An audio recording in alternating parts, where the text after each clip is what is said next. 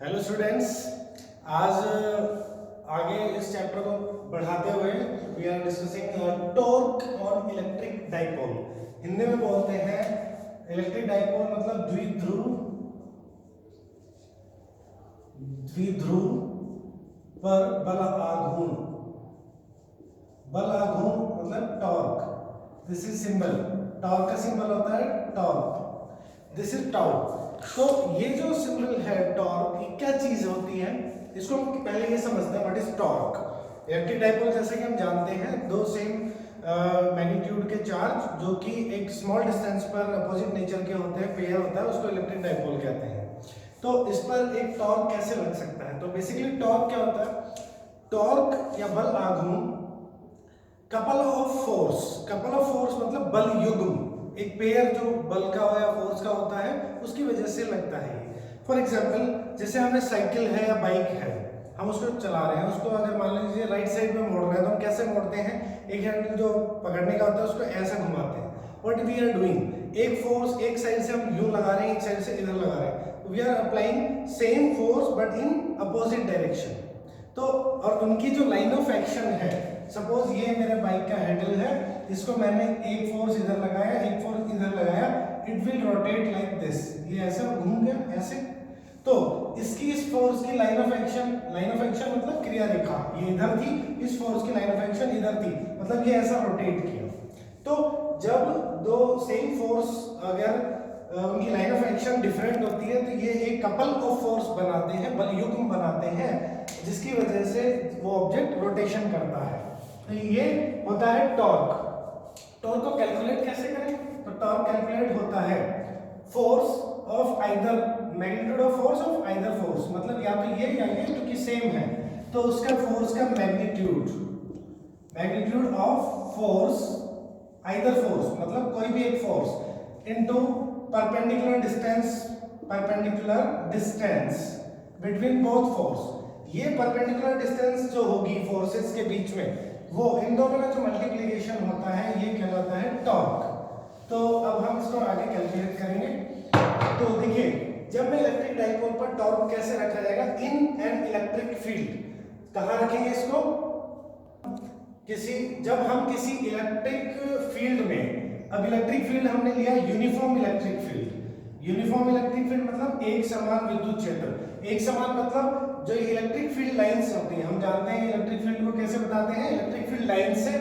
तो ये एक यूनिफॉर्म इलेक्ट्रिक फील्ड है, इधर कोई चार्ज होगा उसका इलेक्ट्रिक फील्ड होगा ये यूनिफॉर्म, मतलब लाइंस के बीच में बराबर गैप है, मतलब एक जैसा है। डिस्टेंस के साथ इलेक्ट्रिक फील्ड जो है ऊपर से नीचे चेंज नहीं होता। यूनिफॉर्म इलेक्ट्रिक फील्ड में हमने एक डाइपोल को रखा, तो इलेक्ट्रिक डाइपोल को सपोज मैंने किसी थीटा एंगल पर रखा, ये थीटा एंगल पर इस प्रकार से रखा, ये क्यू चार्ज हो गया, ये माइनस क्यू चार्ज। ये इलेक्ट्रिक डाइपोल ये एंगल जो बनाता है कितना बना रहा है? थीटा एंगल बनाता है इलेक्ट्रिक फील्ड के साथ, ई के साथ। ओके, तब मुझे बताइए, ये जो यहाँ इस पॉइंट का नाम ए दे देते हैं, इस पॉइंट का नाम बी दे देते हैं, तो इस चार्ज पर इस इलेक्ट्रिक फील्ड में फोर्स लगेगा क्या? तो आंसर है यस, क्योंकि इलेक्ट्रिक फील्ड का जो फॉर्मूला होता है वो हम पढ़ के आए थे, that is force upon charge, F upon Q। तो अगर F की बात करें तो क्या होगा? Q इंटू E, है ना? यस। तो फोर्स किसी, हमने ये भी पढ़ा था कि आगे से कभी भी किसी इलेक्ट्रिक फील्ड में किसी चार्ज को रखने पर फोर्स निकालेंगे तो वो होगा F equals to Q into E। Similarly यहाँ पर इस चार्ज पर एक फोर्स लगेगा, तो आंसर है किधर? इलेक्ट्रिक फील्ड की डायरेक्शन में कि अपोजिट? तो आंसर है ये पॉजिटिव चार्ज है। पॉजिटिव चार्ज को इलेक्ट्रिक फील्ड क्या करेगा?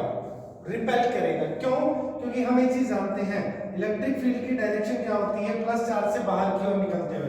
तो यहाँ पे ये पॉजिटिव चार्ज होगा, ये उसका इलेक्ट्रिक फील्ड है, इसका मतलब पॉजिटिव यहाँ है, तो इलेक्ट्रिक फील्ड में इस पर फोर्स लगेगा इस तरफ, that is that force is F equals to QE in this direction. और दूसरा फोर्स कहाँ? इस माइनस क्यू को ऊपर लिख देता हूँ थोड़ा सा, ये माइनस क्यू, इस माइनस क्यू नेगेटिव चार्ज पर, इस डाइपोल के नेगेटिव चार्ज पर फोर्स लगेगा इलेक्ट्रिक फील्ड में, बट इलेक्ट्रिक फील्ड के उल्टा, बिकॉज पॉजिटिव पर इधर लगेगा, नेगेटिव को यहाँ पर पॉजिटिव चार्ज होगा जिसका ये इलेक्ट्रिक फील्ड है वो अट्रैक्ट करता होगा। This force will be F equals to minus QE। ये विद साइन, ये माइनस का इधर पॉजिटिव का इधर, तो अपोजिट हो गए। मैग्नीट्यूड देखो दोनों का, परिमाण यहाँ QE है, यहाँ भी QE है, सेम मैग्नीट्यूड है।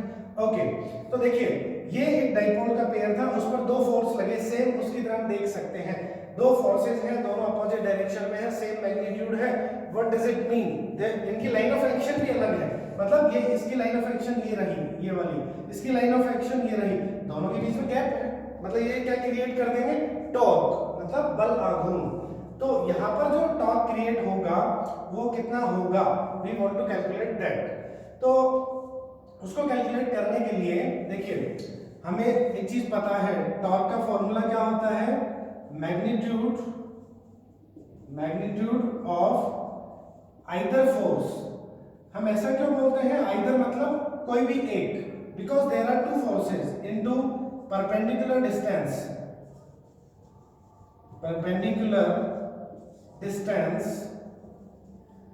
बिटवीन बोथ फोर्स, दोनों फोर्सेस के बीच में परपेंडिकुलर डिस्टेंस।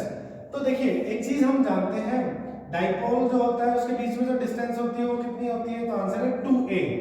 ये सेंटर से a इधर, तो कुल टोटल क्या होगी? 2a। ये हम पहले पढ़ चुके हैं।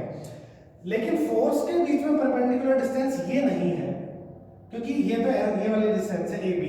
तो यहां से मैं एक परपेंडिकुलर ड्रॉ करता हूं, सीधा वो कट करता है C पर, इस लाइन पर। जो BC होगी, देखो BC किसके बीच में? ये फोर्स का लाइन ऑफ एक्शन ये रहा, ये फोर्स का लाइन ऑफ एक्शन ये रहा, BC क्या है उन दोनों के बीच में? Perpendicular distance. यस, तो we have to calculate BC।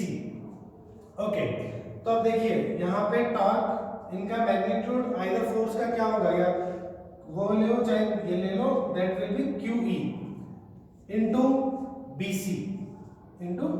अब BC को कैलकुलेट करना पड़ेगा, तो what is the value of BC? Okay, हम यहाँ से BC को कैलकुलेट कैसे कर सकते हैं? ये एंगल थीटा है, तो ये एंगल भी थीटा होगा, because this is same line parallel to this electric field. तो rectangle triangle ABC, in rectangle triangle ABC। यहाँ पर देखिए अगर ये एंगल थीटा है, ये 2 है, मुझे पता है, we want this is perpendicular, तो मुझे कैलकुलेट करना है, तो यहाँ पे cos थीटा लगा सकते हैं।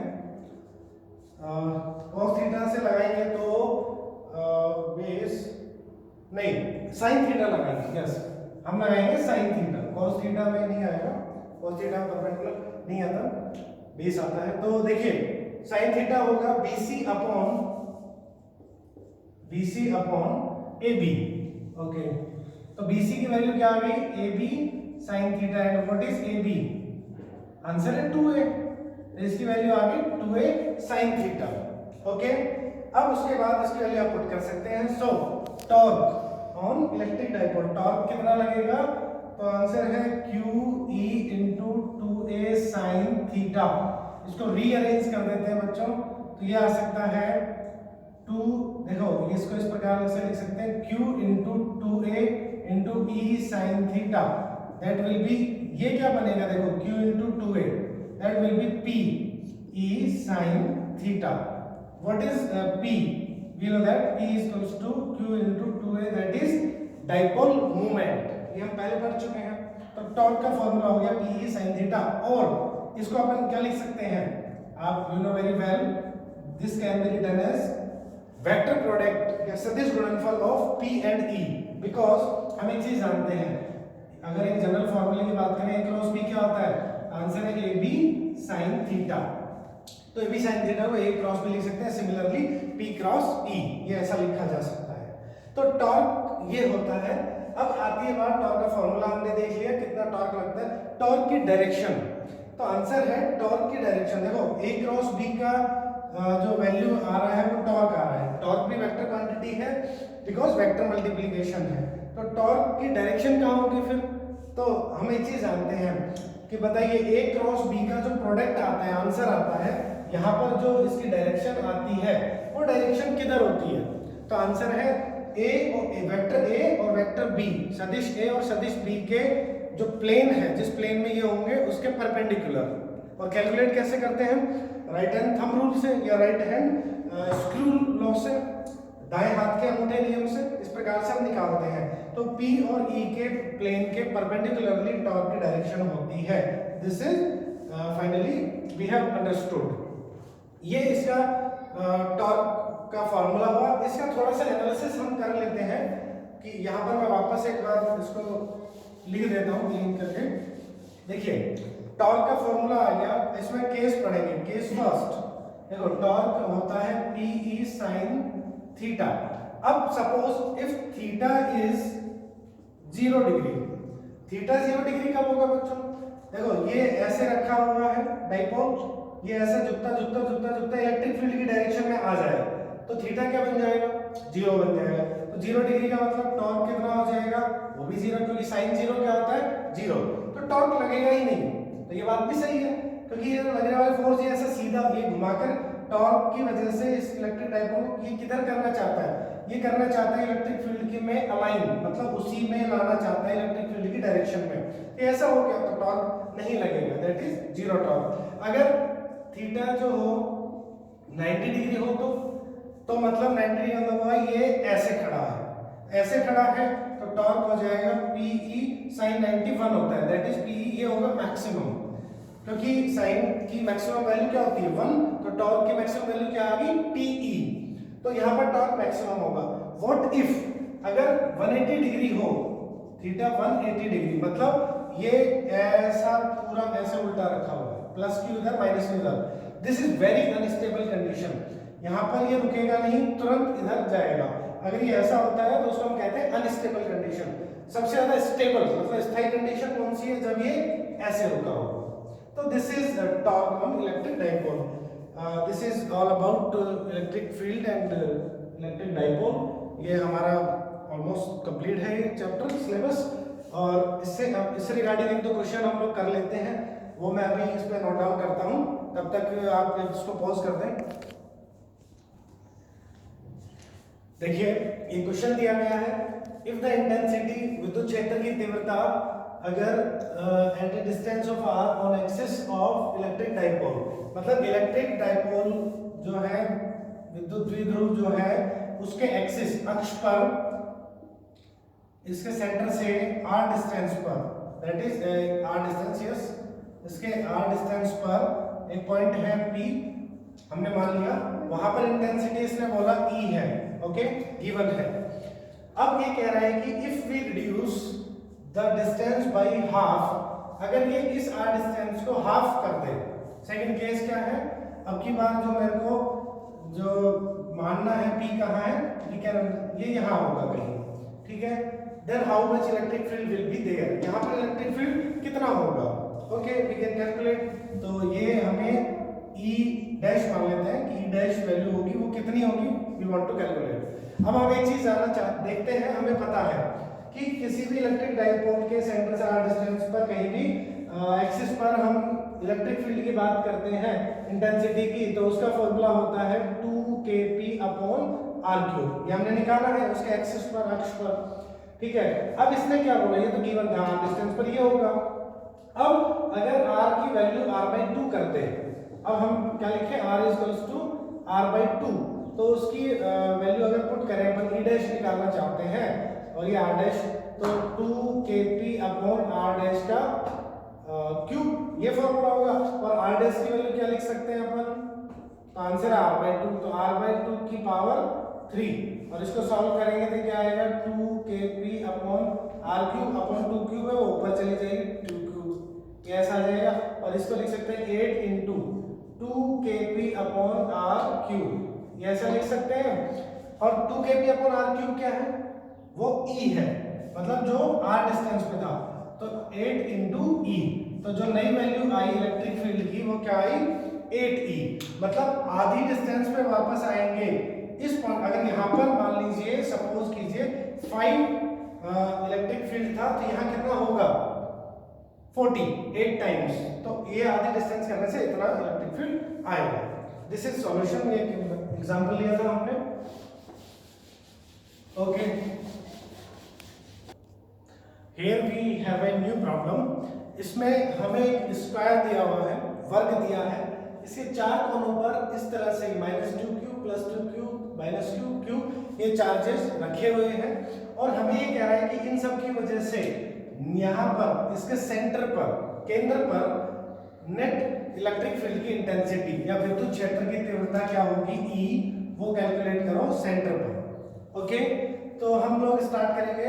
ये इसका सेंटर है, तो अगर मैंने और इसकी साइड दी हुई है 2 मीटर इस स्क्वायर की और Q की जो वैल्यू है वो हमें गिवन है 0.02, this is micro coulomb. Okay, उसकी वैल्यू बाद में पुट कर लेंगे, पहले कैलकुलेट कर लेते हैं। सपोज ये अगर सेंटर है तो मान लीजिए मैंने इस डिस्टेंस को r मान लिया सपोज, तो ये भी क्या बची, ये सारी डिस्टेंस क्या होंगी, सेम होंगी। This is r, this will be r also r, this will be r and this will also r। ये r डिस्टेंस हमने मान ली।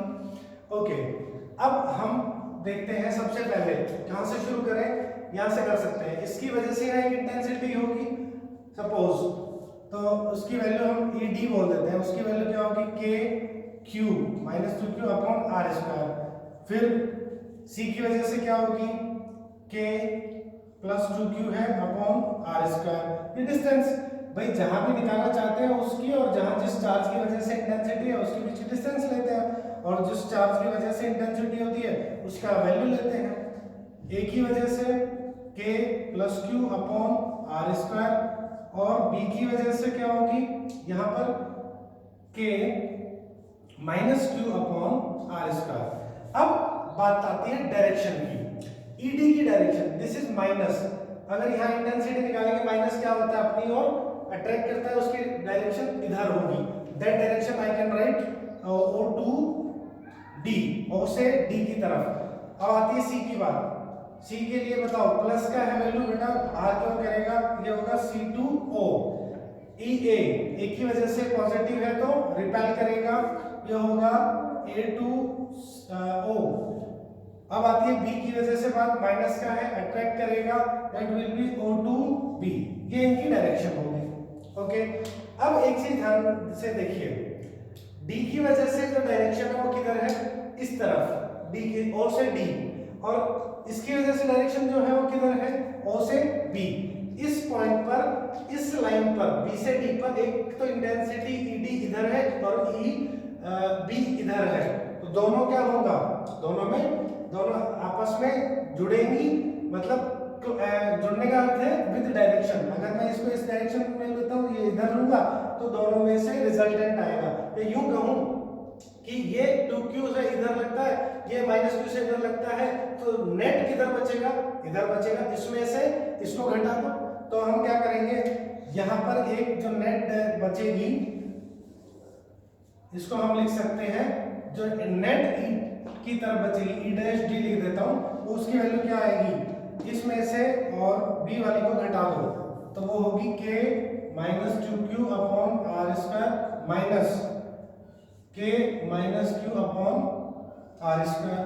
तो ये वैल्यू क्या आएगी, minus 2KQ upon R square plus KQ upon R square, और ये क्या बच जाएगा, minus KQ upon R square, that will B E'।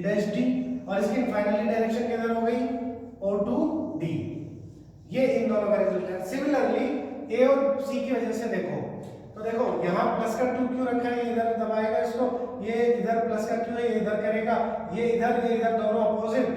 Net किसकी वजह से बचेगा, ये बड़ा है तो इसकी वजह से बचेगा, तो इसमें से ये घटा देंगे तो यहाँ नेट आ जाएगा, वो किसकी वजह से आएगा, C की वजह से। तो C की वजह से नेट इंटेंसिटी यहाँ क्या आ जाएगी, दैट विल बी C में से ये वाली घटाएंगे, तो EC क्या है, 2KQ upon R square minus KQ upon R square. Okay, तो E' आ गया, that will B KQ upon R square. 2 में से 1 गया तो ये बच गया। ठीक है, इसकी डायरेक्शन किधर होगी, तो आंसर है C2O, C से O की तरफ होगी। अब इस पॉइंट पर नेट दो इंटेंसिटी बची हमारे पास, उसको हम अलग से बना लेते हैं। देखिए, ये मान लीजिए अगर O पॉइंट में अलग से बाहर ले आया, दिस इज O पॉइंट, तो एक तो O से D की तरफ जा रही है, दैट इज E'D, और एक आ रही है A की तरफ, दैट विल बी C2O। उसकी डायरेक्शन होगी ये, उसकी डायरेक्शन है ये, इसका नाम दे रखा हमने E to C। देखो ये नेट इसकी इधर आई थी और इसकी इधर आई थी, तो ये 2 नेट बच गई हमारे पास, E डैश D और E डैश C। हमने 4 से पहले 2 बनाई, अब 2 से 1 बनाएंगे। तो देखिए इनका जो रिजल्टेंट होगा बच्चों, इनका रिजल्टेंट हम कैसे निकाल सकते हैं? तो यहाँ सिर्फ फाइनल हम देख सकते हैं इस वाली लाइन में और इस वाली लाइन में कितना एंगल है, because they are perpendicular, they are diagonal, विकर्ण है, तो ये कितना एंगल होगा? आंसर है 90 डिग्री। तो दो 90 डिग्री पर दो वेक्टर हमें दिख रहे हैं, क्योंकि ये वेक्टर ही होती है, वेक्टर क्वांटिटी होती है, तो दो वेक्टर दिख रहे हैं, तो इनका रिजल्टेंट, किसी भी वेक्टर का रिजल्टेंट क्या होता है तो हम जानते हैं, रिजल्टेंट वेक्टर क्या होता है? Root p square plus q square plus 2pq cos theta, ये उसका फॉर्मूला होता है। अब यहाँ पर 90 डिग्री है तो cos 90 तो 0 हो गया, तो सिंपली इनका रिजल्टेंट क्या आ जाएगा दोनों का? तो आंसर है under root e dash d का square plus e dash c का होल स्क्वायर, ये आ जाएगा। इनकी वैल्यू पुट कर देते हैं, e डैश d की वैल्यू बोलो बच्चों, ये रही minus kq upon r square का whole square plus kq upon r square का होल स्क्वायर, तो ये आ जाएगा, इसको स्क्वायर कर देंगे तो ये प्लस हो जाएगा, ये भी प्लस हो जाएगा, तो आ जाएगा 2kq अपॉन r स्क्वायर का होल स्क्वायर आएगा, तो रूट कैंसिल हो जाएगा, this will be it's value, और इसकी डायरेक्शन किधर होगी वैल्यू पुट कर देंगे हम लोग। अब देखो यहाँ पर वैल्यू किसकी, k की वैल्यू हम जानते हैं, q की वैल्यू गिवन है, स्मॉल r की वैल्यू, स्मॉल r हमने माना था, स्मॉल r की वैल्यू यहाँ से निकल सकती है। देखो एक ट्राइंगल ले लो आप AOD, AOD ट्राइंगल में R और ये हो गया इसका, तो हम लिख सकते हैं r स्क्वायर पाइथागोरस से plus r square equals to 2 का स्क्वायर, तो ये हो जाएगा 2r square equals to 4, r square की वैल्यू आ गई 2, r स्क्वायर की वैल्यू डायरेक्टली पुट कर सकते हैं। तो वी कैन कैलकुलेट इट, इसकी वैल्यू अगर हम पुट करना चाहे e इक्वल्स टू 2, k की वैल्यू होती है 9 × 10⁹, q की वैल्यू गिवन है 0.02 into micro coulomb, micro coulomb क्या यूज करते हैं 10⁻⁶, और अपॉन r स्क्वायर की वैल्यू है 2, वी कैन कैलकुलेट इट। अब आती बात डायरेक्शन की, तो देखिए मैग्नीट्यूड जो है e डैश d का इधर kq upon r square minus हटा दो मैग्नीट्यूड, और e डैश c का मैग्नीट्यूड भी इधर दोनों इक्वल है और 90 डिग्री पर है, दोनों इक्वल है 90 डिग्री पर है, तो रिजल्टेंट इनका कहाँ आएगा? यहाँ बीच में आएगा 45 डिग्री पे। अगर हम कैलकुलेट भी करना चाहते हैं तो वेक्टर फॉर्मूले से कर सकते हैं, theta equals to tan inverse हम जानते हैं, तो इस प्रकार से हम इसको कैलकुलेट कर सकते हैं। यहाँ एक कैलकुलेशन है, तो इस पॉइंट पर यहाँ पर नेट इंटेंसिटी इस तरह से निकाल सकते हैं। और भी बहुत टाइप के क्वेश्चंस बन सकते हैं, चार्जेस अलग अलग जगह रख के आपको अलग अलग जगह पर पूछ सकता है इंटेंसिटी नेट निकालिए, प्रोसेस ध्यान रखिए यही होगा, नेट निकालना है, जो आपस में कैंसिल आउट होते हैं कैंसिल आउट कीजिए, कंपोनेंट्स बनाइए, इस प्रकार से इसको हम कर सकते हैं। We will further discuss that. आज के लिए इतना ही, थैंक यू।